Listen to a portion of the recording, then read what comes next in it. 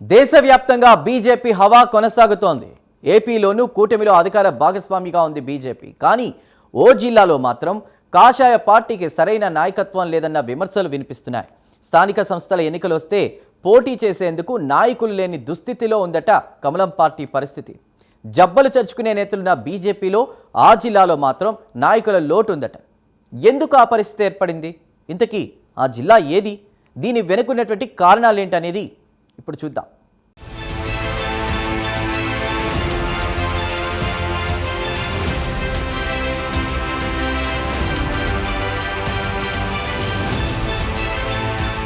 కేంద్రంలో 3 సార్లు ఆ పార్టీ అధికారంలోకి వచ్చింది. బీజేపీ 2024 ఎన్నికల్లో కూటమిలో భాగంగా ఏపీలో ఎమ్మెల్యే, ఎంపీ సీట్లు గెలిచింది. రాష్ట్ర మంత్రి పదవి కూడా తీసుకుంది.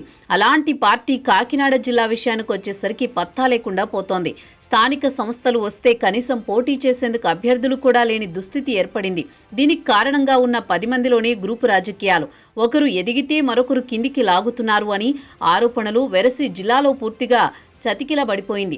కాకినాడ జిల్లాలో భారతీయ జనతా పార్టీ ఒకప్పుడు ఉమ్మడి తూర్పుగోదావరి జిల్లాకు కంచుకోటగా ఉండేది. కాకినాడ, రాజమండ్రి పార్లమెంటు స్థానాలు గెలుచుకుని జెండా ఎగరవేసింది. తర్వాత క్రమక్రమంగా ప్రభావం తగ్గించుకుంది. కాకినాడ జిల్లాలో ప్రస్తుతం ఆ పార్టీకి సంబంధించి కీలక నాయకుడు లేడు. పేరున్న నాయకులు కుమ్ములాడుకుంటున్నారని కార్యకర్తలే ఆరోపిస్తున్నారు. ఏదైనా సమావేశం పెడితే కార్యకర్తలను సమీకరించలేని పరిస్థితి. ఉన్న నాయకులు ఎవరికి వారే యమునా తీరేగా తిరుగుతున్నారని ఆరోపణలున్నాయి. ఇలాంటి నేపథ్యంలో ఇటీవలే పార్టీ నూతన జిల్లా అధ్యక్షుడిని ఎన్నుకున్నారు. ఆయన పనితీరుపై అప్పుడే కమలనాథులు విమర్శలు ఎక్కుపెడుతున్నారు.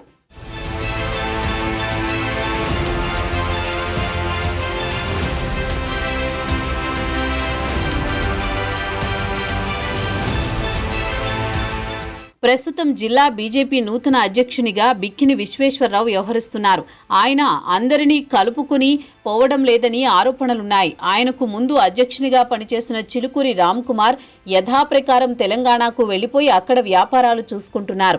ఆయన చుట్టపు చూపుగా మాత్రమే జిల్లాకొస్తున్నారు అని కార్యకర్తలు ఆరోపిస్తున్నారు. జిల్లాకు సంబంధించి కాకినాడలో గట్టి సత్యనారాయణ, పైడా భావన ప్రసాద్, పైడా కృష్ణమోహన్, పైడా వెంకటనారాయణ, ఎనిమిరెడ్డి మాలకొండయ్య వంటి సీనియర్లు ఉన్నారు. ఇందులో కొందరు పురంధేశ్వరి వర్గం, మరికొందరు సోము వీర్రాజు వర్గంగా ఉన్నారు.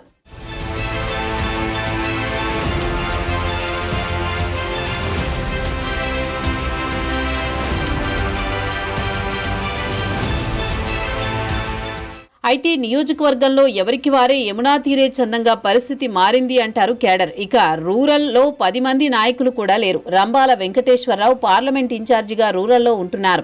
ఈ నియోజకవర్గ పరిధిలోని కరప, కాకినాడ రూరల్ 2 మండలాలలో కమిటీలు వేసేందుకు కష్టాలు పడ్డారు.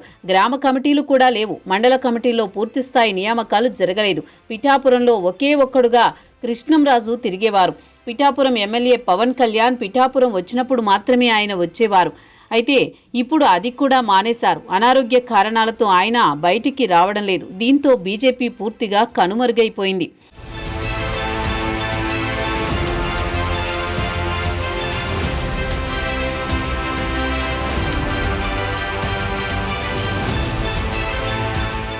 ఇక తుని నియోజకవర్గంలోనూ ఇదే పరిస్థితి. ఇక్కడ జనసేనకి కూడా ఇన్ఛార్జీ లేరు. తెలుగుదేశం వంటెద్దు విధానాలతో వెళుతోంది. దానికి వైసీపీ పోటీ పడుతోంది.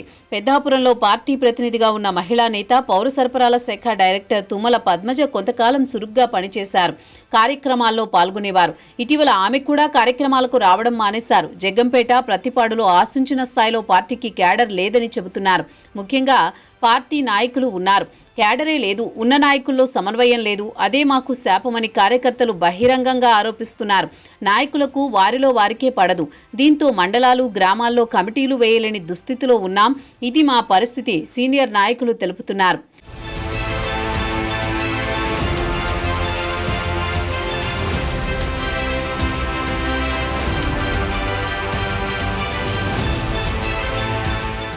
మరోవైపు కేంద్రంలో అత్యంత బలంగా ఉన్నారు. ఉమ్మడి తూర్పుగోదావరికి సంబంధించి ఒకే ఒక్కరుగా ఎమ్మెల్యే నల్లమిల్లి రామకృష్ణారెడ్డి ఉన్నారు. కాకినాడ, బిఆర్ అంబేద్కర్ కోనసీమ, తూర్పు గోదావరి జిల్లాలో ఏ నియోజకవర్గం నుంచి క్యాడర్ పిలిచినా ఆయన వెళుతున్నారు, వారికి సహకరిస్తున్నారు. కానీ క్యాడర్ కార్యక్రమాలు చేయలేకపోతున్నారు. ప్రధాని పుట్టినరోజుకు సంబంధించి 15 రోజుల కార్యక్రమానికి పిలుపునిచ్చారు. అవి అంతంత మాత్రమే జరుగుతున్నాయి. కేంద్ర మంత్రి శ్రీనివాస్ వర్మ వంటి వారు వచ్చినప్పుడు కూడా జన సమీకరణ చేయలేకపోతున్నారు.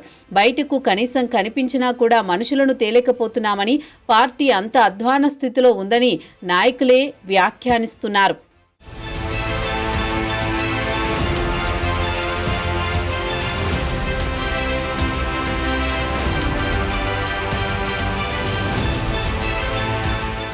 కాకినాడ జిల్లా అధ్యక్షునిగా నియమితుడైన విశ్వేశ్వరరావు కమిటీల నియామకంలోనే తప్పటడుగు వేశారు. కమిటీల్లో పదవులు ఆశించినా అవి దక్కని సీనియర్లు బహిరంగంగా ఆరోపిస్తున్నారు.